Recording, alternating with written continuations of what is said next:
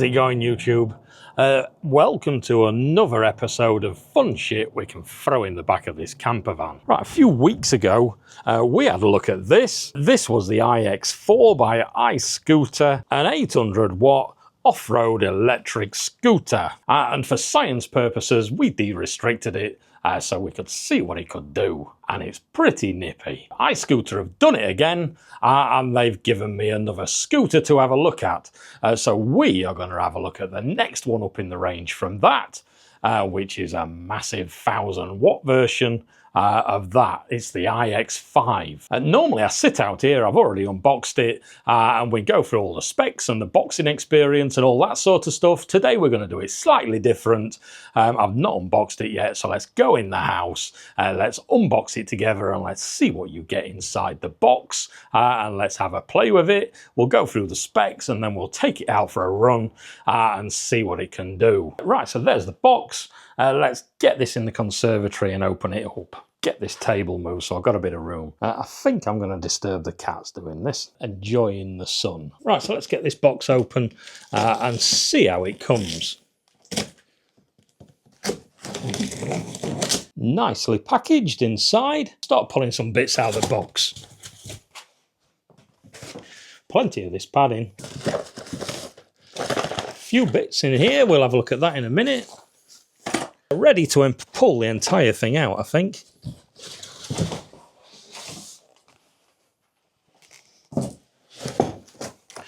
Right, let's get rid of that box. This is how it comes out of the box. It looks like we've got to fit the front wheel. This back wheel is a beast. Look how fat that tyre is. Adjustable suspension on the rear. It looks like there's a shaft already on here for the wheel, but before I go any further, I need some tools. Let's see if you get any in this box.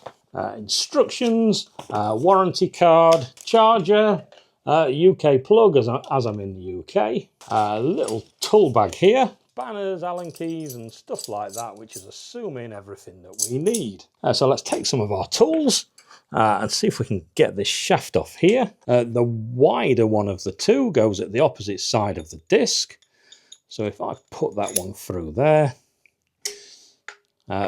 poke that through like that, the shorter one goes there, that goes on there, and then a nut. When you put this in, it's got a little tab on it. Make sure on the side there that the tab goes in that little hole at the top, and then that stops the wheel falling out. So we'll put that on, tighten that up, and then that is the front wheel on. Right, so now it should be just a case of unfolding it. So I suppose like the other iScooter, it's got a little bit here. You press that, that unlocks it. That allows you to lift it up. Locks in place, and then what we've got is this little red bar here. We need to push that in to lock everything into place. And then what we can do is lift up the handlebars. These ones don't just clip in, these ones seem to screw in. So we'll screw those in as well to lock them. Right, so all I need to do now is I need to get these in the right position where it's suitable for myself, and then tighten all these up. As you can see there, we've got a nice little display. There's the trigger to go, key switch, and the brake there. I've just brought it inside because it's incredibly hot in the conservatory. I was dying. Just turned it on. If you press and hold this, it turns it on and off. Obviously, you need the key switched on to turn it on. But we can press and hold that. That turns it on, and it's an incredibly bright display. Looks really nice. We've got a little on-off there. If I turn that on and off, that is for the headlights. It's got two different modes, look. Permanently on. If we turn it off and back on again, do it twice, it does like a flashy thing whilst the lights are on. There's also a backlight as well. Pull the brake lever, that turns into a faster flash when we're braking. As you can see there, look. And I did notice on the side, there is some snazzy lights as well that come on in all different colours. Oh, and up here, look, we've got a horn. We've got an extremely loud, obnoxious horn. Ow. Ow. Ow. That is super loud. Right, if we have a look at the display, as you can see, it's a super bright, nice clear display. We've got two buttons here. This one at the top, if we press it and hold it, that turns the thing on and off. Obviously, to make it work, we need this key in its on position. So we can press and hold this button, and that will turn the power on. This one down here, this changes between the modes. Mode 1 is walking speed, so you can walk it at the side of you, and then we've got another 3 additional speeds above that. Eco, normal, and sport mode. When it's in any other mode except one, this rear light just stays on all the time unless you brake, then it will flash. If we press this mode button twice, like that, that turns on those snazzy LEDs on the side, which just cycle through the RGB lighting. They look quite posh, actually. If I just lean it over a little bit while we're in sport mode, look, pull the trigger. We are running at full speed, which is currently set at 25 kilometers an hour. Just above the number 4 up there, it's got a little cruise control symbol. What that means is normally that's flashing. Let me show you.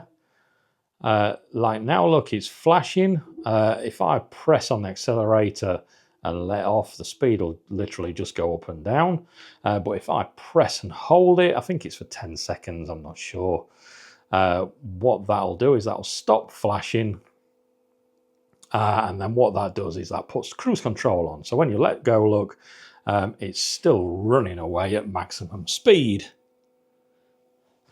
Obviously, just to stop is just pull on the brake and that'll turn that off. You can change that maximum speed by changing down which speed you're in, whether the 1, 2, 3 or 4. Obviously, for science purposes, we need to try and unlock this. So let's do that now. Right, so quick test before we de-restrict it. 25 kilometers an hour on the top speed. Apparently what we do, I think, is we turn it off. And then we turn it on and then press that mode button 5 times really quick. And it says 45 there, look, it just flashed it. So if I lift that up, move it into its 4th gear, let's go for it. There we are, look, 45 kilometers per hour.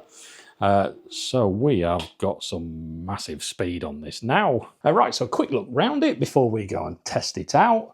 We have got front and rear suspension.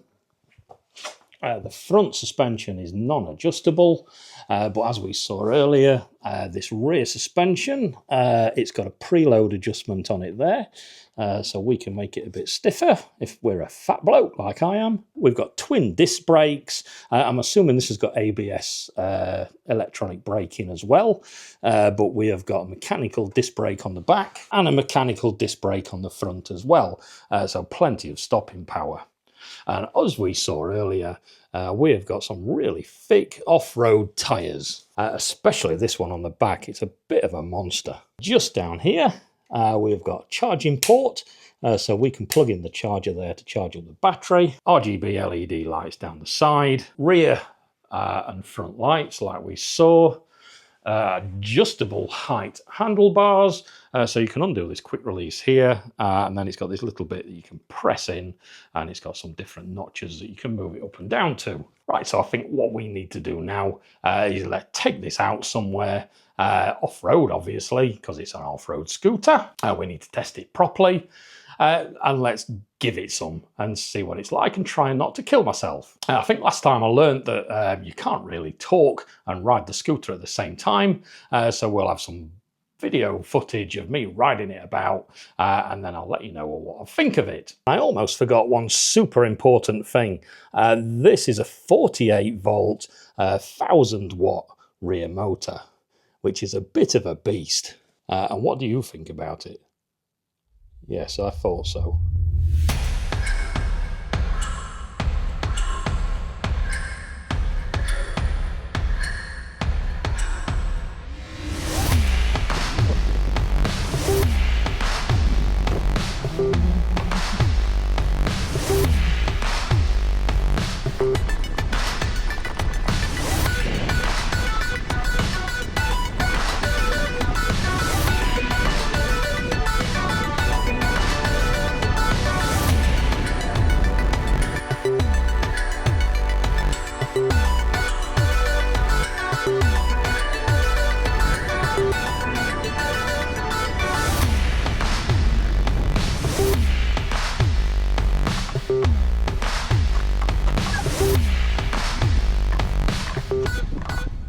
Right, that was super good fun, especially being off-road like that. It does tend to knock it up a stage because you know you could fall off and die any second, which is always fun. And it does build up some really good speed once you get going. Obviously, it's pulling my weight, so it does take a bit of going sometimes as well, especially if you're going uphill. But even uphill, it did maintain quite a decent momentum. I did notice as it started to get a little bit steeper, the battery sagged a little bit, but once it leveled out, the battery came back up again. So there's plenty of power there, especially for people that aren't the weight that I am. The suspension and the tyres did a decent job of taking out all the bumps on the way as well, and the tyres had plenty of grip because there were a few hairy moments where I hit some puddles and stuff like that. So what I'll do is I'll put a link down below where you can check out this one yourself. Check out the last video as well of the other one, which is slightly less power than this one and slightly cheaper as well. If you like this sort of thing, as well as the campers and outdoors and tech and stuff like that, don't forget to subscribe to the channel so you can see some more. Comment below anything you want to put. I do like reading all your comments. Like the video if you liked it, and I'll catch you in another video. Cheers.